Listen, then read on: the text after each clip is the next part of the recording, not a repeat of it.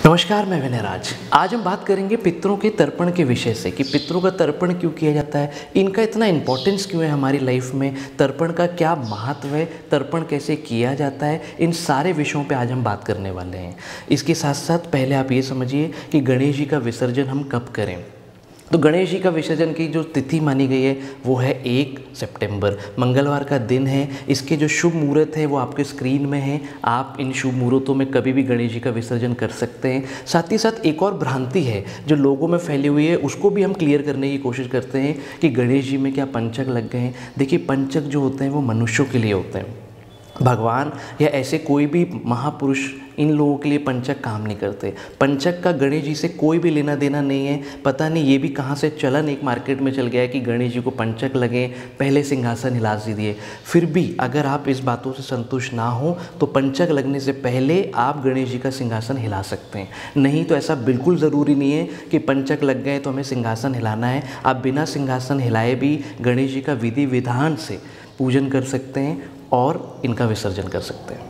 पितरों के 15 दिनों का इतना इंपॉर्टेंस क्यों है, तो इसको हम समझते हैं। देखिए, आप और हम सारे लोग जो हैं वो 3 प्रकार के ऋण से पैदा होते हैं, देव ऋण, ऋषि ऋण और पितृ ऋण। तो ये जो 15 दिन हैं ये पितरों के ऋण चुकाने के दिन माने जाते हैं। ऐसा माना जाता है कि ये जो पितृ लोक है इस समय पे ये पृथ्वी के बड़े समीप होता है और हमारे जो पितृ हैं वो इस टाइम पे हमें देखते हैं कि हम लोग उनके लिए क्या कर रहे हैं। ऐसे एक प्रचलित कथाएँ हैं, ऐसी कुछ मान्यताएँ जो इस तरीके से इन चीज़ों पे फोकस करते हैं। इसलिए पितरों का जो तर्पण है वो हर व्यक्ति को करना ही चाहिए, क्योंकि आज हम जो भी कुछ हैं अपने पितरों के वजह से हैं, अपने पूर्वजों के वजह से हैं। उनकी वजह से ही आज हमारा वजूद है, उनके वजह से ही आज हम इस जगहों पर बैठे हुए हैं। तो तर्पण का महत्व क्या होता है या तर्पण क्या होता है, इसे हम समझते हैं। तर्पण का मतलब होता है पूर्वजों को जल देना। अगर आप पितरों की शांति या श्राद्ध कर्म गया में भी कराए आए हैं या किसी और भी शुद्ध जगह या सात्विक जगहों में आप उनका श्राद्ध करके आए हैं, तो भी पितरों का तर्पण हर व्यक्ति को करना ही चाहिए,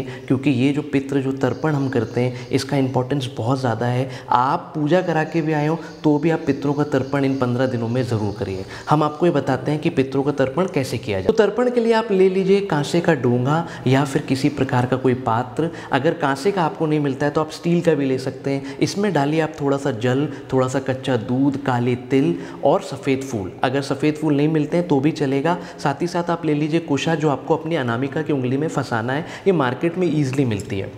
इसको आप अपनी उंगली में फंसा लीजिए और अपने घर के ईस्ट के डायरेक्शन में चले जाइए, जहाँ से सूरज उगता है या जो भी ईस्ट का डायरेक्शन माना जाता है वहाँ चले जाइए। वहाँ इस डोंगे को लेकर आप बैठ जाइए, पालथी मारकर या नॉर्मल खड़े होकर भी आप इसे कर सकते हैं।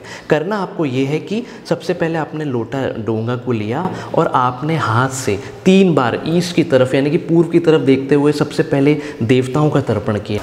आप अपने हथेली में जल ले लीजिए और पूर्व की दिशा में करते हुए आप प्रणाम करते हुए देवताओं को ये मंत्र बोलते हुए जल जो है वापस उस पात्र में डालेंगे। ओम देवताभ्यो नमः, ओम देवताभ्यो नमः, ओम देवताभ्यो नमः। हथेली से जल वापस आपके लोटे डोंगे में जाएगा। इसके बाद आप वहीं बैठे बैठे उत्तर की तरफ में घूम जाइए, फिर से अपने हथेली में जल लीजिए और हथेली में जल देते हुए बोलिए ओम ऋषि देवताभ्यो नमः, ओम ऋषि देवताभ्यो नमः, ओम ऋषि देवताभ्यो नमः। ये जल को भी आपको 3 बार ऐसे बोलना है और ये जल जो है वो भी पात्र में गिरना चाहिए। इसके बाद वहीं बैठे बैठे आप अपना मुंह कर लीजिए दक्षिण की दिशा में, फिर से हाथ में जल लीजिए और फिर से हाथ में जल लेते हुए बोलिए ओम पितृ देवताभ्यो नमः, ओम पितृ देवताभ्यो नमः, ओम पितृ देवताभ्यो नमः। जब आप पितरों को जल देंगे तो इसमें ज़रूर ध्यान रखिएगा कि जब आप अपने हाथ में जल लेंगे तो जल जो है वो आपको इस अंगूठे की इस जगह से, अंगूठे की इस जगह से ये जल गिरना चाहिए। मतलब आप ऐसे पानी में जल लीजिए और इस तरीके से अंगूठे के इन दोनों तरफ से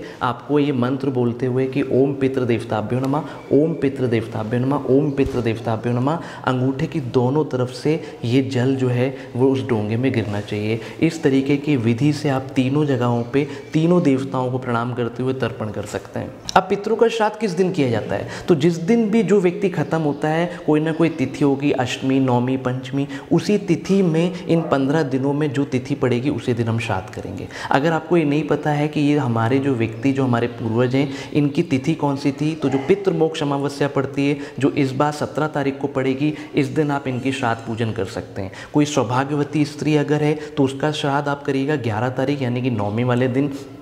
और जो भी लोग विष से ख़त्म हुए यानी कि किसी पॉइजन से ख़त्म होते हैं, एक्सीडेंट होता है या फिर वो जल में डूब के ख़त्म होते हैं, तो वो दिन रहेगा 16 तारीख का। 16 सितंबर के दिन आप इन लोगों का श्राद्ध कर सकते हैं। अगर आप इनमें से कुछ भी नहीं कर पा रहे हैं तो कम से कम इतना करिएगा कि जो पितृमोक्ष अमावस्या है उस दिन अपने पूर्वजों के नाम से बहुत अच्छा भोजन बनाइएगा जो उन्हें पसंद है। साथ ही साथ वो भोजन बनाकर आप उसमें से एक हिस्सा कुत्ते को दीजिएगा, एक हिस्सा गाय को दीजिएगा और एक हिस्सा ले जाकर अपने छत में रख दीजिएगा जो कौवों हो जाता है। कम से कम इतना तो ज़रूर करिएगा। अगर आप इसके अलावा कुछ कर सकें तो इस पूरे वीडियो का जो सार है वो है तर्पण करना। आप तर्पण ज़रूर करिएगा। आप हमारे साथ बने रहिए, मैं काम की बातें लाता रहूँगा। तब तक के लिए नमस्कार।